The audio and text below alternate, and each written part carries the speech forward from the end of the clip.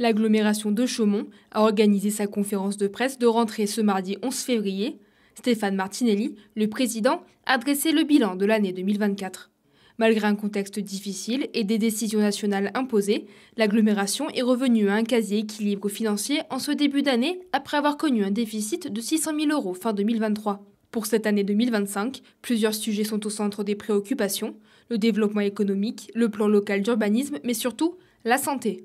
Un sujet déjà abordé lors de la visite de Nadège Hornbeck à la maison de santé de Froncles la semaine dernière. Sur la santé, on a trois politiques fortes. D'abord une un peu historique, qui est le contrat local de santé, qui est porté par le Pays de Chaumont, mais nous sommes un des 3 adhérents au Pays de Chaumont. Et donc là, on va rentrer sur un contrat local de santé de 2e génération, qui était très intéressant. S'il fallait en ressortir un des points, par exemple, c'est la prévention, dont on ne parle pas assez en matière de santé. Et puis, on a depuis quelques années un logement qu'on met à disposition à Froncles aux étudiants qui viennent en stage à la maison de santé de Froncles. On a eu l'idée de réfléchir à la mise en place d'une bourse pour les étudiants qu'on pourra accompagner sur la plus grande partie de leur scolarité en contrepartie d'une installation sur le territoire à l'issue.